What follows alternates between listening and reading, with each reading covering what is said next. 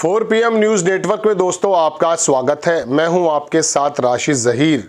दिल्ली में जो घटनाक्रम हुआ, इंडिया गठबंधन के घटक दलों को यह सोचना पड़ गया कि आखिरकार हम सही ट्रैक पर हैं या नहीं, या धीरे धीरे बंगाल हो, उड़ीसा, आंध्र प्रदेश हो या पंजाब, धीरे धीरे भारतीय जनता पार्टी वहां की सरकारों को भी खा जाएगी। ममता बनर्जी ने जहां दिल्ली में, अखिलेश यादव ने दिल्ली में केजरीवाल का साथ दिया खुलेआम, वहीं बंगाल में अब ममता बनर्जी के भतीजे अभिषेक बनर्जी के बयान ने सनसनी मचा दी है। राहुल गांधी की पदयात्रा होने वाली है, पहले मैं आपके सामने अर्ज कर चुका। उस पदयात्रा से पहले अगर ममता बनर्जी नुकसान में आ जाती हैं, इसके मद्देनजर अभिषेक बनर्जी का यह बयान आना के दरवाजे खुले हैं।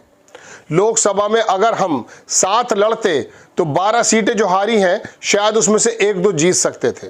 इस तरह की बात पत्रकारों की बात का जवाब देते हुए अभिषेक बनर्जी ने जब कहा, तो पता यह चला कि ममता बनर्जी जितनी सख्त नजर आ रही थी, केजरीवाल के हार के बाद कुछ लचीलापन है। ये बात दीगर है कि बंगाल में वो अकेले लड़ने की ही बात कर रही हैं, उनके भतीजे भी कर रहे हैं, लेकिन फिर भी कहा कि दरवाजे खुले हैं। इसका मतलब क्या है? इसका मतलब यह है दोस्तों कि केजरीवाल के मद्देनजर, क्योंकि केजरीवाल भी इतने ही आश्वस्त थे, केजरीवाल का इतना आश्वस्त होना और कांग्रेस को बिल्कुल भी भाव न देना, दिल्ली के चुनाव में बताया जाता है कि वो ज़्यादा नुकसान दे गया। हालांकि इसके बारे में मैं ज़्यादा मुत्तफिक नहीं हूँ, लेकिन फिर भी बंटवारे से नुकसान तो होता ही है। और भारतीय जनता पार्टी इसी बंटवारे की वजह से, जो विपक्ष का बंटवारा, उसी की वजह से वो बार बार सत्ता में आ जाती है, भले उसको 37% वोट मिले या 36 मिले या 40 मिले या 30 मिले। ये बात अलग है कि बंटवारा खाली राजनीतिक पार्टियों में नहीं हुआ है, न कराया गया है, वर्गों में, हिंदू मुस्लिम में, जातियों में, वर्ग क्षेत्रों में इस प्रकार का बंटवारा हो गया दोस्तों कि गुजरातियों को अलग नज़र से देखा जाता है और कश्मीरियों को अलग नज़र से देखा जाता है। ये आप 10-12 साल से जानते हैं। मेरी ये खबर अगर भारतीय जनता पार्टी का कोई कार्यकर्ता या आरएसएस का कार्यकर्ता भी सुन रहा है, तो वो इस बात से इनकार नहीं कर सकता कि जितना विघटन समाज में, क्षेत्र में, जातियों में इन 10-12 सालों में आया है, जिसकी जिम्मेदार बताया जाता भारतीय जनता पार्टी को या आरएसएस की नीतियों को, इससे पहले कभी नहीं देखा गया। बहरहाल मैं अपनी बात पर आता हूं कि अभिषेक बनर्जी का क्या बयान आया है और अभिषेक बनर्जी के बयान आने के बाद किस प्रकार की संभावनाएं हैं। मैंने आपके सामने 2 या 4 रोज पहले दोस्तों ये कहा था कि राहुल गांधी बंगाल में एक यात्रा कर सकते हैं। क्या कांग्रेस का जनाधार है वहां? बिल्कुल नहीं। लेकिन राहुल गांधी का पैन इंडिया एक इस प्रकार का ऑरा बन चुका है जैसे किसी जमाने में मोदी जी का बन रहा था। गुजरात में जो वो नरसंहार हुआ था, जो वहां पर मारकाट मची थी, उसके बाद एक वर्ग ने मोदी जी को ईश्वर ही मान लिया था। ये सोचने लगे थे भगवान यही है, और उसकी शुआएं आज तक हैं। उनके नाम पर ही वोट मिलता है और उनके नाम पर ही लोग जीत जाते हैं।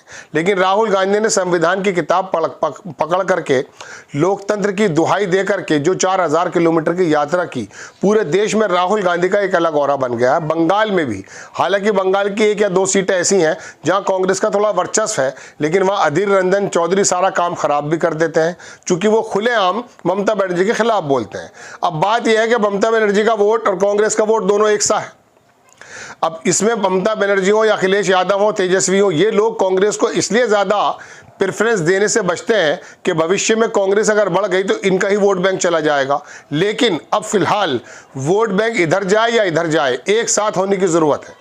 चूंकि केजरीवाल भी यही समझ रहे थे कि साहब मैं दिल्ली के अंदर अजय हूं, मैंने लोगों की फ्रीबीज के माध्यम से इतनी सेवा कर दी है कि लोग उनसे हटेंगे नहीं। उनको यकीन यह हो गया था कि दिल्ली के अंदर जो लोगों को उन्हें सुविधाएं दी हैं, लेकिन मैं आपको बताना चाहता हूं कि शीला दीक्षित ने एक ज़माने में दिल्ली को लास वेगास बना दिया था। लेकिन लोग तो मालूम ही आपको कैसे कैसे प्रोपेगेंडे में आ जाते हैं, कैसे कैसे ये टेम्पो है ना, कि इलेक्शन का टेम्पो बन गया।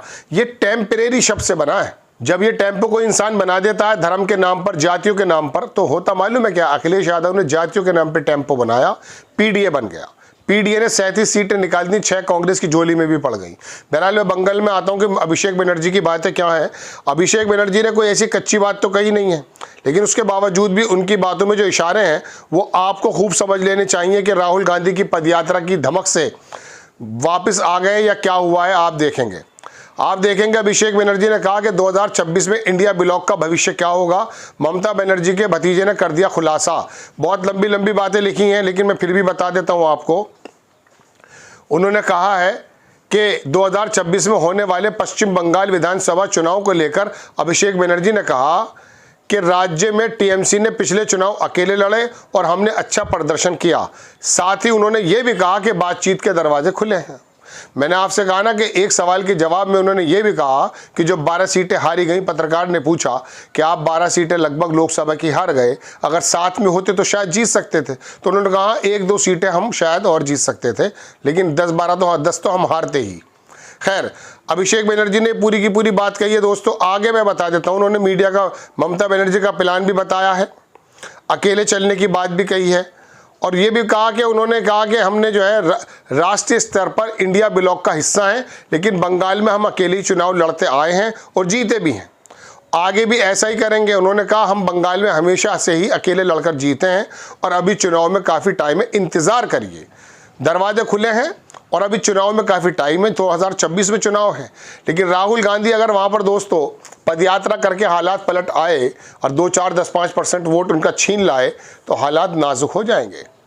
मैं आपको एक बात और बताता हूँ, डाटा मैं आपके सामने कई बार रख चुका कि पिछली बार जो विधानसभा के चुनाव वहाँ हुए थे 2021 में, और अमित शाह ने वहाँ पर और आरएसएस ने अपनी ज़मीन को गाड़ दिया था और 200 सीट का उन्होंने जो है टारगेट रखा था, 75-77 सीटें आ भी गई थी गालिबन। उन 75 सीटों में 2-3 सीटों से 75 सीटों पे आ जाना, बताइए कितनी बड़ी कामयाबी है। जानते हैं उसमें क्या हुआ? 30% वह मुस्लिम है और बाकी जो छोटा तबका है, जो कमज़ोर तबका है, वो ममता बनर्जी के थोड़ा साथ रहता, जैसे केजरीवाल के साथ रहता था, वो 50% बन जाता। इसी वजह से 200 से 12 या 220 सीटें ममता बनर्जी ने जीत ली थी, बड़ी भयंकर जीत थी। लेकिन उस जीत के पीछे एक चीज़ आपको जो नज़र नहीं आई होगी वो मैं आपको बता देता हूँ कि बंगाल के अंदर 30% के अलावा जितना 70% वोट है नॉन मुस्लिम का, उस टोटल वोट में से 55% वोट बीजेपी को गया था। अब आप अंदाज़ा कीजिए कि टोटल वोट ऑफ हिंदूज, उसके अंदर से अगर 55% वोट जो है बीजेपी को चला गया तो ये खतरे की घंटी है उस धरती पर जहाँ भारतीय जनता पार्टी का कोई वजूद नहीं है। ऐसे में अब वहाँ पर जो है आरएसएस पूरी तरह से जो है एक्टिव हो चुकी है, ज़मीन पर वो बराबर काम कर रहे हैं। और जिस जगह जा रहे हैं वो ड्राइंग रूम बैठक करते हैं, वो लोग जाते हैं किसी डॉक्टर के पास, इंजीनियर के पास, किसी आर्किटेक्ट के पास, उसकी ड्राइंग रूम में बैठते हैं, 2 कप चाय पीते हैं और उसके बाद अपना एजेंडा बताते हैं कि किस तरह से हम हिंदू राष्ट्र बना रहे हैं और क्या क्या पाकिस्तान, रवांडा, ISI और अफगानिस्तान, ये तमाम चीज़ें हम सुनते आए हैं। इस तरह का वो डरा करके वोट लिए जा रहे हैं साहब, और आप लोग क्या कर रहे हैं कि जी हम आएंगे और कर लेंगे काम। अब ये फ्रीबीज से काम नहीं बनेगा। केजरीवाल फ्रीबीज देकर भी हार गए, हालांकि उनको 44% के करीब वोट मिला है, लेकिन ये 2-4% वोट से ही हार नीचे हो जाती है। और एक बार अगर भाजपा आ गई ना बंगाल में तो फिर आप कभी नहीं आएंगे। ममता बनर्जी इस बात को जान चुकी है। राहुल गांधी यात्रा की धमक है, 1 साल का समय है। राहुल गांधी और कांग्रेस अगर वहाँ पर मजबूत से काम कर गए और ममता बनर्जी ने वहाँ पर साथ नहीं दिया तो ये यकीन मानिएगा कि केजरीवाल का जो बुरा हाल है उससे ज़्यादा बुरा हाल वहाँ ममता बनर्जी का हो जाएगा। हालांकि ममता बनर्जी की बड़ी मजबूत पकड़ है, इससे ज़्यादा मजबूत पकड़ लेकिन केजरीवाल की थी। अब मालूम है उनके पास तंत्र क्या होते हैं। बजट से पहले वो 12 लाख रुपए का शगुफा छोड़ देते हैं, उससे भी जो है मिडिल क्लास इंप्रेस हो जाता है। आपको खबर कैसी लगी अपनी राय कमेंट्स बॉक्स में ज़रूर दीजिए। चैनल को सब्सक्राइब कीजिए, शेयर कीजिए। नेक्स्ट टाइम में किसी खबर के साथ हाजिर होता हूँ। जय हिंद।